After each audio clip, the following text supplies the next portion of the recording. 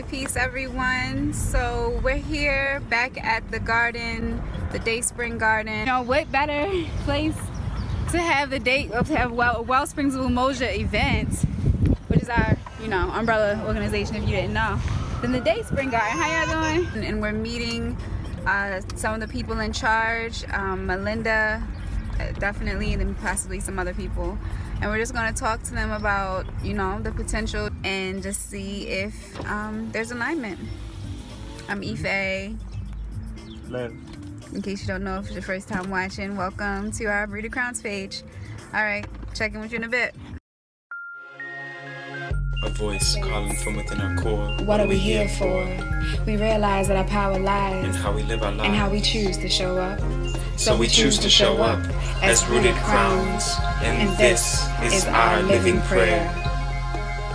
Birth from the earth, on a path to reclaim our name, nature, ancestral medicine to heal our home. We sow this prayer in our bodies between many hands and upon our land. In direct response to self-hate, forced scarcity, and climate change. But it's simple for real. We plant food forests and concrete jungles, inspiring youth to lead us out this struggle, nourishing our bodies as living proof, sharing all we do to amplify this truth. Yeah, we documenting it all, bringing it to you so you can feel this call in person, online. Yeah, we standing tall, rooted crowns. Let's rock with it, y'all. So this is a space. Yeah. This has been up for 3 years. We call it the mothership, and we plant gourds. And they grow like 1.5 feet or so a day in the middle of the summer.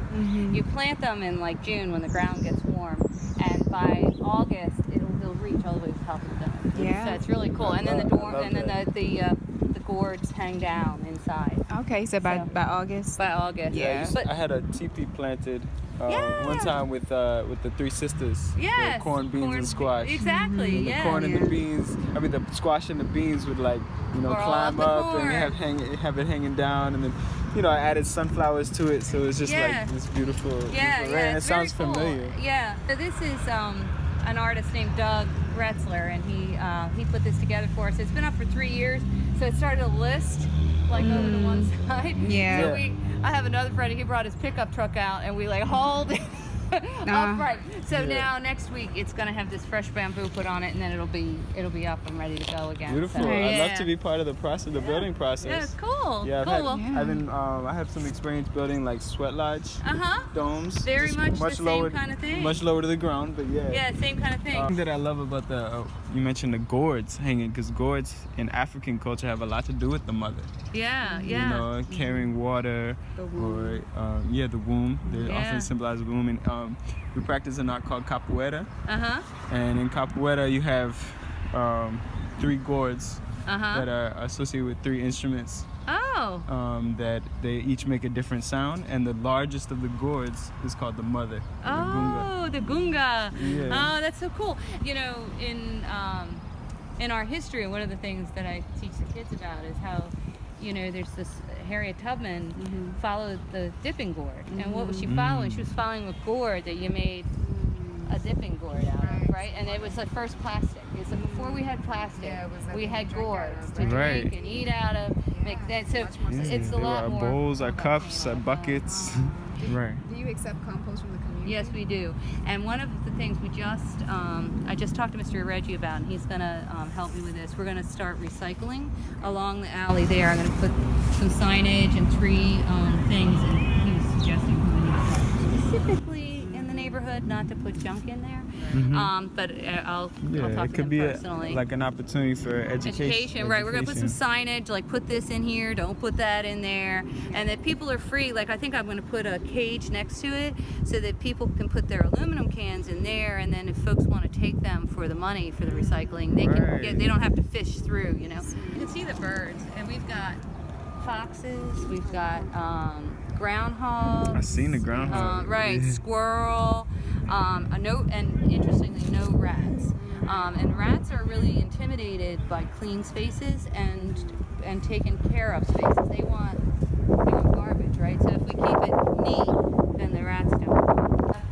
This is an apple. Nice. And then this is a pear. This is a persimmon? Asian pear. Asian pear. And then we have, this is Sarah. Hey, Hi, Sarah. Sarah. Hey, nice to meet you. Nice to meet you. Sorry if I get paint on you. Oh, you're good. You're good. Yeah, a couple of flicks. Life of an artist. Yeah. Indeed. And this is our rain garden. We're kind of proud of our rain garden. Right. Hello, I'm a rain garden. So when we went to dig this, it was kind of fun. We had this guy, let's see, what's his name? Clive. What is his name? Curtis, Clive, I can't remember. He's a civic works guy. So he comes out and he's like, we're like, well, where should we put the rain garden? He's like, okay. The lowest spot. Where are we going to put it? We'll put it at the lowest spot. He says, we're going to put it over here. Right?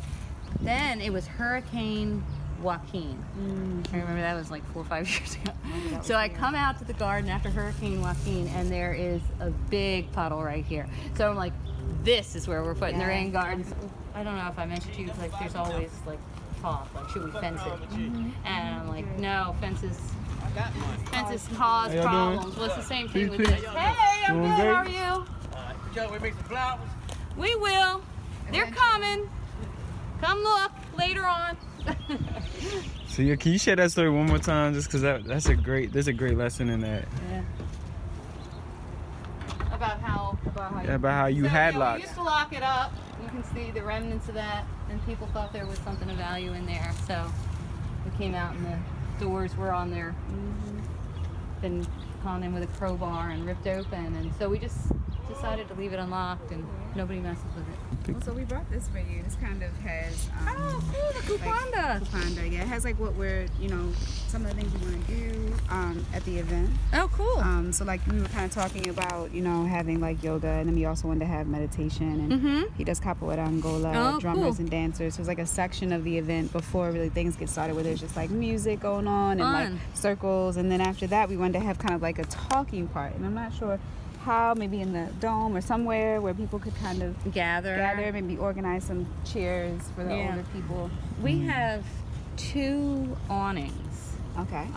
Blue awnings that you can put together, and then we have folding tables, and we have chairs. Nice. Awesome. So we have a lot of stuff. And one of the things which by June I'd love to have this up. I have a friend who he actually works with Russell kind of a lot, who's he's a journeyman electrician. Okay. So we're going to put a couple solar panels up on the roof of the shed, going down to a battery, and then that way we can have battery operated lights here at the bottom. Christmas lights. Yeah. So I'm really excited about that. I'm hoping to have that done by June. Okay, so. let us know. All the projects I got in my head. Yeah, no. All the things that go in my head. It's amazing what you're doing. It's amazing. And then what we're doing now, which is just presenting our family and our work to the world. This is our wonderful. First event. But then after that we went, so this is the biggest thing.